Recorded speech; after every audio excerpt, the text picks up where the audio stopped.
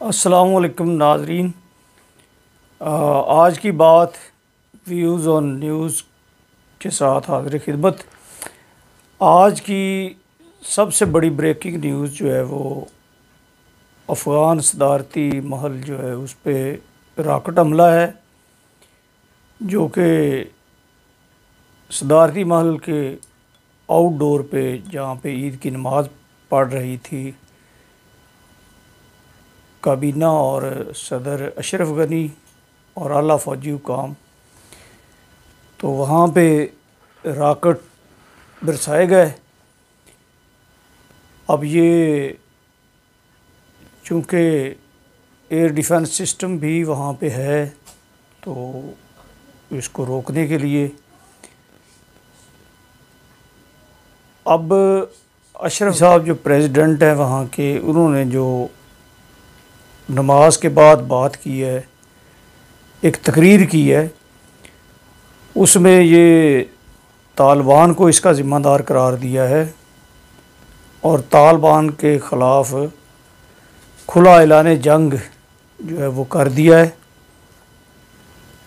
और तालिबान ने अभी तक इसकी ज़िम्मेदारी कबूल नहीं की, ना ही किसी और तंजीम ने ज़िम्मेदारी कबूल की है। लेकिन ये तालिबान के अलावा ऐसे हमले दाइश भी करती है, तो तालिबान का चूँकि सीज़ फायर चल रहा था ईद की वजह से, तो वो इसकी ज़िम्मेदारी कबूल उन्होंने नहीं की अगरचे। अब देखें इसका क्या ड्रॉप सीन होता है। लेकिन सरदस्त जो ज़िम्मेदारी है इसकी अफ़गान सदर ने अपनी प्रेस कॉन्फ्रेंस में तालिबान पर ही ऐद की है और ये कहा है कि तालिबान के साथ हमने अमन के सारे जो ऑप्शन थे वो इस्तेमाल किए। दोहा में 3 रोज़ तक हमारा वफ़द जो है वो वहाँ पे सारे जो वहाँ पे ऑप्शन थे उन पे बात करता रहा, गौर करता रहा, मगर तालिबान नहीं माने। तो अब जो तालिबान हैं उनके साथ उनकी ज़बान में ही बात की जाएगी। उन्होंने अपने अवाम को भी इस मौके पे कहा कि आप सामने आएँ और ये जो अफ़गान तालिबान की तरफ से जंग है या लड़ाई है या जो वार है उसमें हुकूमत के साथ लड़ें। हम अपनी सिक्योरिटी फोर्सेस की हिफाजत और अपनी आवाम की हिफाजत को यकीनी बनाएंगे। तो नाज़रीन, इस सिलसिले में उन्होंने पहले अफ़गान औरतों और कबायली सरदारों और मुख्तलिफ़ ग्रुप्स में भी असला तकसीम किया है और जो सारे सरदार हैं वहाँ के वो उनकी ज़बान ही बोल रहे हैं और कोई सभी उनके साथ शामिल होने का यकीन दिला रहे हैं और असला ले रहे हैं। जबकि गुलबदीन हिकमत यार से जब हुकूमत ने रब्ता किया तो उन्होंने कहा कि वो इसका हिस्सा नहीं बनेंगे। हाँ, अगर तालिबान सीज़ फायर करते हैं और अमन की तरफ आते हैं तो मैं उनके साथ शामिल हो जाऊंगा। ये बड़ा एक अपसेट था हुकूमत के लिए। तो इस दौरान एक चीज़ जो देखी गई कि जब दौरान नमाज ये रॉकेट हमला किया गया, ये रॉकेट बरसाया गया, तो इस दौरान काबुल की फ़ज़ाओं में B-52 जो तैयारा है अमेरिका का वो परवाज़ करता देखा गया और उसने अपनी प्रेजेंस वहाँ पे शो की। तो एक ख़ुसूसी मिशन जो है अमेरिका का वो मौजूद है, यानी आप उसे बहरी बेड़ा कह लें, तो वो वहाँ के समंदर में मौजूद है और वहाँ पे उनकी सबमरीन्स और दस्ते और इसी तरह से ये B-52 तैयारे जो हैं ये भी मौजूद हैं।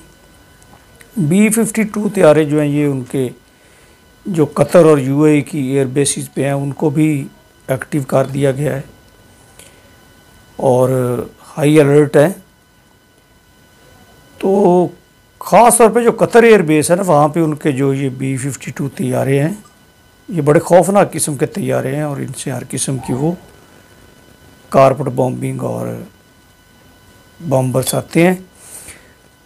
तो जब कभी ईरान का इसराइल के साथ कोई तनाज़ा होता है या इसराइल को कोई ख़तरा होता है तो अमेरिका कतर के जो एयर बेस है वहाँ से इसको भेजता है वहाँ पे बहरा अरब में और ख़लीज फ़ारस में, और उसकी परवाज़ें जब होती हैं ईरान की तरफ तो ये एक तरह से ईरान को पैगाम होता है कि आप इसराइल पे हमले से बाज रहें और अगर हमला किया तो हम आपके ऊपर बमबारी करेंगे।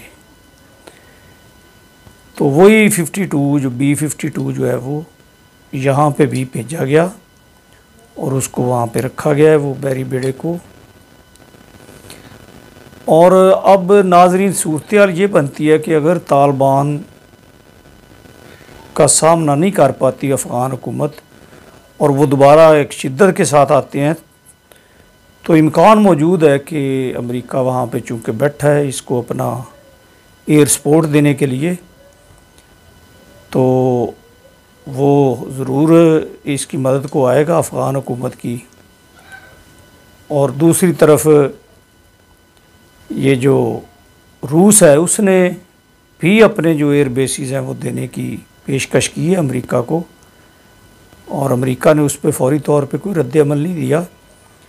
तो ज़ाहिर है हुकूमतों और रियासतों में जो होती है ख़ारजा पॉलिसी उसमें कोई किसी का दोस्त नहीं होता, कोई किसी पे एहसान नहीं करता और कोई वज़ादारी और मरवत नहीं होती, बल्कि मफादात होते हैं रियासतों के, मुल्कों के।